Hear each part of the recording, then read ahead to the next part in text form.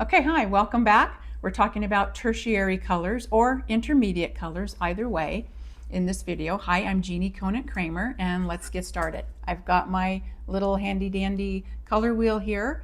So what you do to get the tertiary color or intermediate color is to mix one primary with one secondary color.